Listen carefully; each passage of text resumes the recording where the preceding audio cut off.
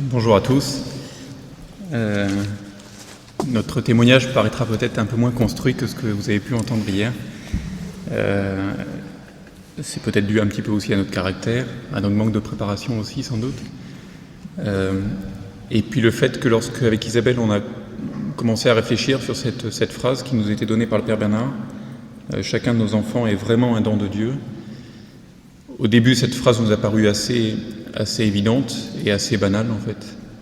Et peu à peu se sont détachés certains mots qui ont renvoyé à notre histoire personnelle et à l'expérience qu'on a fait de parents, avec donc 6 enfants avec nous et un petit enfant au ciel. Et puis à renvoyer également à des questions qu'on se pose toujours sur comment résoudre des problèmes d'éducation concrets et puis quelle est la place de Dieu dans notre vie. Donc dans cette phrase, chacun de nos enfants est vraiment un don de Dieu. Le premier mot qui est ressorti, c'est chacun. Dans la mesure où chaque enfant nous est vraiment apparu comme fondamentalement différent, bien qu'issu des mêmes parents. Et pour nous, ça a été le reflet de l'infinie diversité de Dieu et de la même façon également l'occasion d'appliquer une éducation forcément différente d'un enfant à l'autre et donc de devoir s'adapter en permanence. Une petite anecdote qu'on peut vous raconter à ce propos. Notre fille aînée, lorsqu'elle avait à peu près 10 mois, qu'elle commençait à se promener avec son Yupala dans la maison, on voulait appliquer un des livres sur l'éducation des enfants qu'on avait lu. Le propos, c'était peu d'interdits, mais de la fermeté dans les interdits. Donc on avait dit, dans le salon, on ne touche pas les plantes vertes.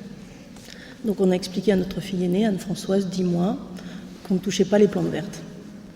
Et ça a bien marché, elle s'approchait des plantes vertes, elle ne les touchait pas, et elle disait non, non. Donc on s'est dit, mais en fait l'éducation c'est simple, un peu de rigueur, un peu de suivi, ça va être facile. Et puis arrivé du numéro 2, Clarisse, même chose, même comportement des parents, et Clarisse va vers les plantes vertes, touche les plantes vertes, arrache les feuilles, nous regarde et dit non, non.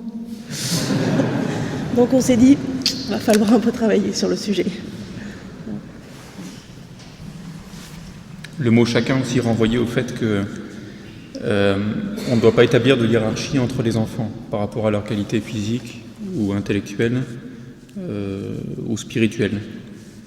Et donc ne pas mettre en place, disons, un système de préférence d'un enfant à l'autre.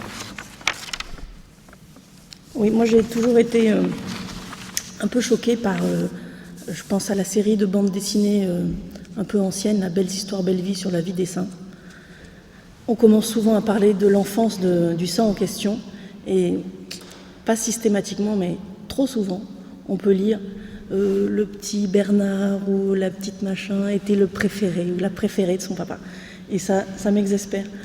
Et je me souviens une fois avoir parlé du problème de la préférence des parents avec un frère de la famille missionnaire. Et il m'a parlé même de la maladie de la préférence. J'avais trouvé ça très, très révélateur parce que je pense que ça peut perdurer à l'âge adulte.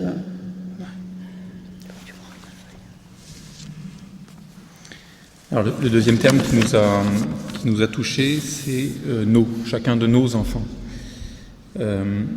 Effectivement, un enfant est le fruit de la rencontre de 3 volontés, la volonté de Dieu, du Père et de la Mère, et donc le fruit d'un ménage un peu à 3. Alors sur le ménage à 3, c'est une image qu'on aime beaucoup, parce que Dieu nous crée chacun, ensuite nous nous rencontrons, et Dieu nous permet de créer avec lui. Donc par là, en fait, vraiment, il nous élève à sa hauteur. Et bon, ça c'est remarquable, c'est vraiment troublant de voir la grande délicatesse de Dieu. C'est vraiment une démarche dans l'amour qui est difficile à vivre dans l'amour humain. Voilà. Et ensuite, quelque chose d'un peu plus compliqué à expliquer, il permet au couple de parachever mutuellement sa création. en ce sens que le mari termine l'épanouissement de sa femme en la rendant mère, et la femme complète la création de son époux en le rendant père. Et donc, ce qui est beau, c'est que dans le plan de Dieu, l'épouse et l'époux ont une place indispensable. Alors que Dieu est tout-puissant, il n'a pas besoin de nous. Et donc, pourtant, il nous utilise chacun dans la création de l'autre. Et quand on réfléchissait donc à cette manière que Dieu a de faire, ça nous faisait penser à peut-être ce qu'il se passe dans la Sainte Trinité, entre le Père, le Fils et l'Esprit Saint, quand le Père et le Fils et l'Esprit Saint s'aiment. Peut-être utiliser une personne pour en aimer une autre encore plus. Voilà, j'espère que c'est clair. Le nous, par moments, a été vécu de manière un peu particulière, dans la mesure où, à de nombreuses reprises, j'ai dû partir à l'étranger pendant plusieurs mois. Et donc, l'éducation à partir de là de nos enfants a dû se faire d'une manière, en étant séparés, le père et la mère, ce qui n'est pas naturel, disons. Et il a fallu, du coup, là aussi, trouver des moyens de maintenir une certaine communauté entre nous, malgré la distance. Bon, a posteriori, donc on en redemande des séparations, mais elles se sont plutôt bien passées. On se sentait quand même toujours proches et on a eu vraiment l'impression de vivre la communion des saints. Et dans l'éducation des enfants, lorsque en fait, je rendais compte à Philippe qui n'était pas là, on n'a pas eu on n'a pas rencontré de difficultés. Et aussi comme moyen matériel qu'on avait pour maintenir le lien, c'était de s'écrire tous les jours, ce qui préservait en fait un moment d'intimité dans notre couple. Alors le troisième mot qui nous a touchés dans chacun de nos enfants est vraiment un don de Dieu, c'est vraiment. Les 4 premiers enfants que nous avons eus, nous les avons eus vraiment quand nous les avons voulu, grâce à la méthode naturelle de régulation des naissances. Et donc ça nous paraissait vraiment quasiment systématique, un peu comme l'a dit un couple hier.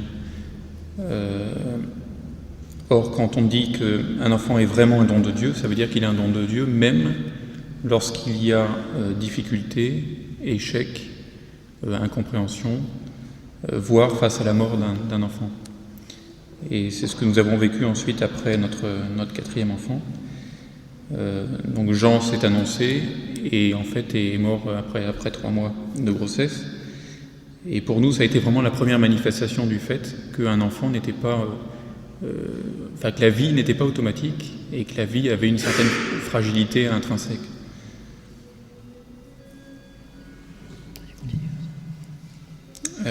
Donc à l'issue de cela, d'ailleurs, notre 3e enfant a dit qu'il voulait un autre enfant, mais vivant. Petite sœur vivante. Petite sœur vivante. Et donc s'est annoncé un autre enfant, Marie-Madeleine, et qui nous a fait beaucoup espérer, en fait. Et lors du dernier mois de grossesse, lorsqu'on nous a annoncé que c'était un enfant lourdement handicapé, avec une espérance de vie extrêmement courte, quelques mois au mieux, nous nous sommes dit que la série continuait. Malgré tout, on ne s'est pas posé la question, disons, de l'avortement thérapeutique, puisque même si le médecin nous l'a proposé comme il doit le faire, je pense, de manière réglementaire. Mais la question s'est plutôt posée de savoir jusqu'où on irait dans nos décisions de thérapie, oui, ou d'opération pour faire vivre cet enfant. Et de ce côté-là, c'est vrai que on n'a pas eu du côté des médecins une aide, disons, comme on l'a souhaité, dans la mesure où eux ont accepté le fait qu'effectivement on cherche à garder cet enfant, mais pour eux, dans ce domaine-là, ça veut dire qu'ils vont tout mettre en œuvre pour justement faire en sorte que notre volonté puisse s'accomplir. Et donc rechercher tout type d'opération, ou même faire subir à l'enfant, une fois né, tout type d'opération, quelle que soit leur longueur et leur difficulté, ou leur souffrance pour l'enfant, sans justement prendre en compte l'existence de l'enfant proprement dit. Mais simplement, comme tu disais Pierre-Olivier, le projet parental. Voilà, c'est ça qui les guide. Bon, cela dit, ça n'a pas empêché que les médecins nous ont quand même soutenus, disons, dans notre démarche aussi d'accueil de cet enfant, d'explication vis-à-vis de nos autres enfants,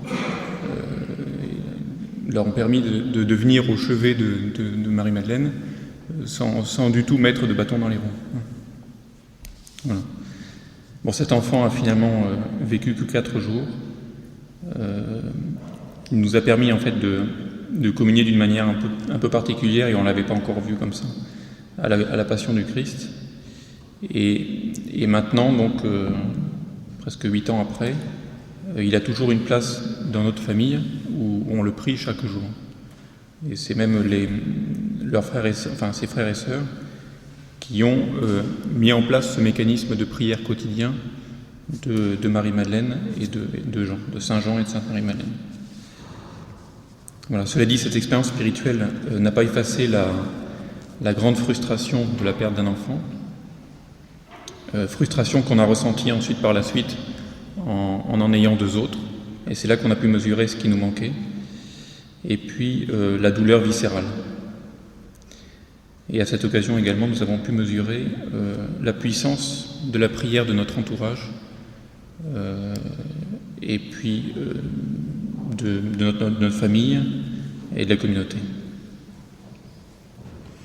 Oui, moi j'ai bien senti, je me suis bien sentie soutenue par la prière de la communauté, de notre famille et de nos amis, parce que j'avais un peu de mal à prier pendant cette période.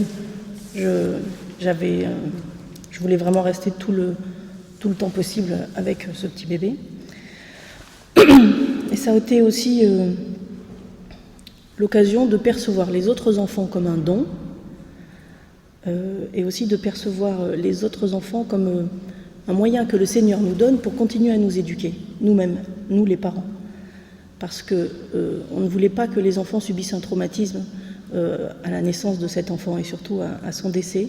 Donc on leur avait bien expliqué qu'on était joyeux de savoir que notre enfant irait très vite au paradis, puisqu'elle était baptisée et qu'elle n'avait commis aucun péché. Donc ça, c'était une grande joie et ça nous apportait une grande sérénité de parents. Et il nous restait que la tristesse de la séparation. Voilà. Et en fait, les enfants ont bu ce discours et l'ont mis en pratique très vite, parce que lorsqu'on était sortis du cimetière, ils étaient déjà en train de discuter entre eux et de choisir l'animal qu'on allait prendre. Parce que lorsqu'on attendait Marie-Madeleine, ils nous avaient demandé pourquoi on n'a pas d'animal dans notre famille. On aimerait bien avoir un chien, un cheval. Et on leur avait dit, écoutez, on a des bébés, alors quand les bébés seront grands, on pourra prendre un animal. Et là, on venait d'enterrer notre dernier bébé, donc on pouvait prendre un animal. Donc ils étaient en train de discuter du foie. Voilà. Le dernier mot qui nous a touchés, c'est don de Dieu, bien sûr.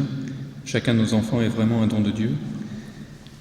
Pour nous, cela recouvre le fait de prendre l'enfant comme il est et non comme on le rêve. Donc ça renvoie au fait que chaque enfant est différent, qu'il n'y a pas de hiérarchie entre ses enfants. Et accueillir l'enfant également quand il vient, donc avec une double notion de responsabilité, mais en même temps d'ouverture. Le don de Dieu, c'est également un don d'éducation des parents par les enfants. Donc ça, comme nous l'avons vu, ce que nous vient de dire Isabelle.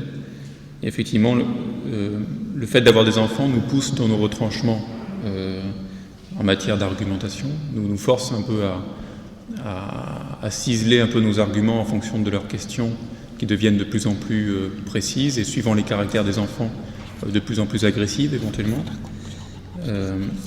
Et enfin, nous pousse également à vivre concrètement ce qu'on prêche, voilà, au jour le jour. Et enfin, don de Dieu, dans la mesure où également on a un moyen en tant que parent de répondre au don de Dieu qui nous a donné cette vie, en mettant tout en œuvre pour l'épanouissement de la vocation de cet enfant.